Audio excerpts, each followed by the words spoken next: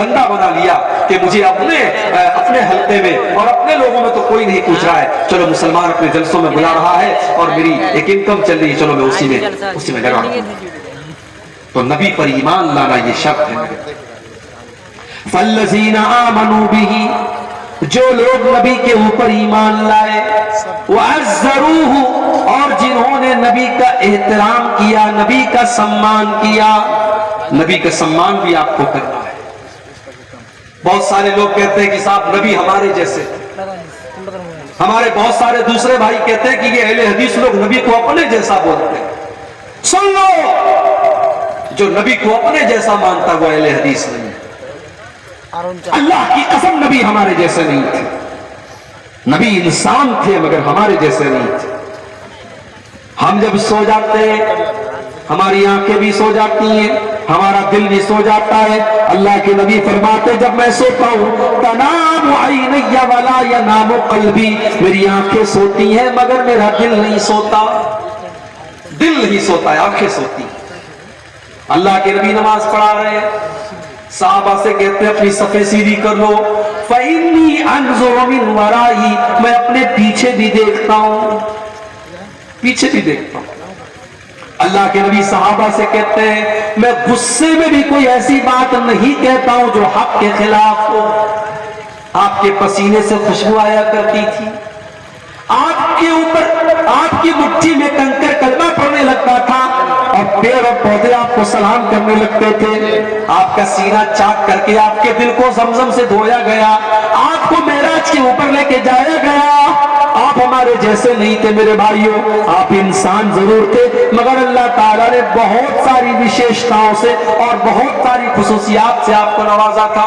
لہٰذا جو لوگ یہ کہتے ہیں کہ نبی ہمارے جیسے تھے وہ اپنی غلط فہمی دور کر لیں۔ اللہ کے نبی مقام اور مرتبے اور درجے میں اور خصوصیات میں ہم سے بہت الگ تھے۔ ہاں انسان تھے آپ، اگر کوئی آپ کو انسان نہیں مانتا ہے تو یہ اس کی بہت بڑی غلطی ہے، یہ بہت بڑی غلطی ہے۔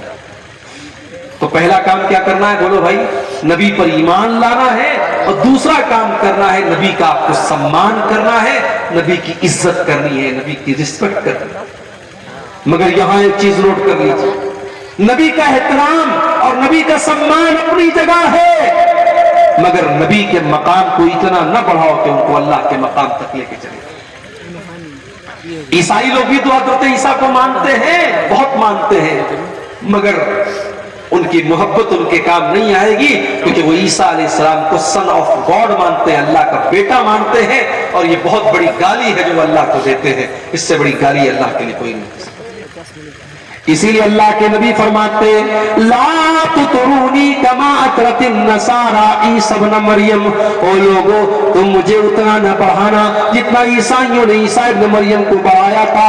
انما انا عبد، میں تو اللہ کا بندہ ہوں، فقولوا عبد اللہ ورسولہ، تو مجھے اللہ کا بندہ ہی کہا کرو، اللہ کا رسول ہی کہا کرو۔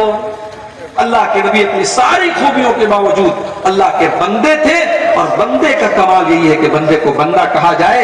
اگر کوئی اللہ کے مقام تک اللہ کے نبی کو پہنچانے کی کوشش کرتا ہے تو یہ بہت بڑا گناہ ہے، تو آپ کی شان میں غلو ہے۔ تو دو چیزیں میں نے بیان کر دی، دو چیزیں اور بیان کر کے بات ختم کرتا ہوں۔ نبی پر ایمان لانا ضروری ہے، نبی کا احترام کرنا ضروری ہے، اور تیسری چیز وَنَصَرُوهُ، اور نبی کی مدد کرو۔ میرے بھائیوں، نبی کی مدد ہم کیسے کریں گے؟ ہماری ماں کو کوئی برا بھلا کہہ دے ہمیں غصہ آتا ہے، ہمارے باپ کو کوئی گالی دے دے ہم لڑنے لگتے ہیں۔ ہمارے نبی بھی تو ہمارے چہتے ہیں، اگر ہمارے نبی کا کوئی کارٹون بناتا ہے، کوئی ہمارے نبی کی توہین کرتا ہے، کوئی ہمارے نبی کے بارے میں غلط زبان استعمال کرتا ہے، اس کے اوپر بھی ہمیں غصہ آنا چاہیے، اس کے خلاف بھی ہم قانون کے دائرے میں رہ کر کے کارروائی کریں، اور ہم کوشش کریں کہ نبی کی توہین کرنے والا اپنے انجام تک پہنچے۔ نبی کی مدد کرو۔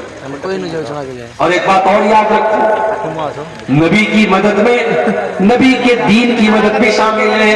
یہ بڑے بڑے مدرسے، یہ دینی ادارے، یہ بھی تو نبی کے مشن کو آگے بڑھا رہے ہیں. یہاں سے پڑھنے والے بچے جو تیار ہو رہے ہیں, یہ دین کی دعوت پھیلا رہے ہیں, یہ اسلام کی خدمت کر رہے ہیں. یہاں سے پڑھنے والی بچیاں جو عالمہ ہو رہی ہیں وہ دین کی خدمت کر رہی ہیں. ان مدرسوں کی, ان مسجدوں کی, ان دعوتی اداروں کی مدد کرنا بھی نبی کی مدد کرنا ہے. مگر ہم نے کیا, ہم نے یہی کیا کہ ہم نے سماج کا سب سے حقیر طبقہ بنا دیا اپنے علماء. یہ علماء جو نبی کے وارث ہیں, یہ علماء جو اللہ کے نبی کے دین کو ہم تک پہنچاتے, ہم نے 5-6 ہزار کی معمولی تنخواہیں دے کر کے اپنے علماء کو ذلیل ترین بنا دیا. ایک سڑک پر جھاڑو دینے والے بھنگی کی تنخواہ بھی آج مسجد کے امام سے زیادہ ہے.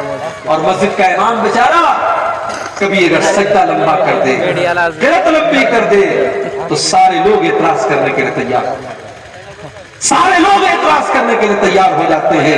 مولوی صاحب آج آپ کا سجدہ بڑا لمبا ہو گیا, مولوی صاحب آج آپ نے عشاء کی نماز بڑی لمبی پڑھا دی. مولوی کو مشورہ دینے والے بہت ہوتے ہیں. میرے بھائیوں, یہ نبی کے وارث ہیں, ان کا احترام کرو, ان کا سمان کرو, ان کی مدد کرو. 5-6 ہزار میں آپ کی فیملی نہیں چل سکتی. کیا اس مولوی کے پریوار کا حق نہیں ہے وہ اچھا کھائیں, اچھا پہنیں؟ جی جی بے شک. آپ کا شوق ہے, آپ کے بیوی بچوں کا شوق ہے, کیا اس مولوی کے بچوں کا شوق نہیں ہے؟ جس دور میں آپ 10,000 روپے مہینے سے کم میں ایک نارمل زندگی نہیں گزار سکتے, اس دور میں 5-6 ہزار میں مولوی کا گھر کیسے چلے گا؟ آپ تو پھٹ سے کہہ دیتے ہیں مولوی کے پیسے میں اللہ برکت دیتا ہے, لیکن اس میں برکت کہاں سے آئے گی؟ وہ 5-6 ہزار میں اپنا گھر کہاں سے چلائے گا؟ اسی کٹیہار میں 3 پنیاں میں پروگرام تھا, میں نے تقریر میں بات اٹھائی تھی, بہت وائرل بھی ہوئی تھی. میں نے کہا تھا کہ آج مسجدوں میں اور مدرسوں میں مولویوں کے, اماموں کے لیے ہمیں ایسے کمروں کا انتظام بھی کرنا چاہیے جہاں فیملی کے ساتھ وہ رہ سکیں. یعنی سوچو, ہمیں اور آپ کو اپنی فیملی کے ساتھ رہنے کا حق ہے, ہمیں اور آپ کو اپنے بچوں کے ساتھ رہنے کا حق ہے. مولوی بیچارہ جیتے جی اس کی بیوی بیوہ بن کر کے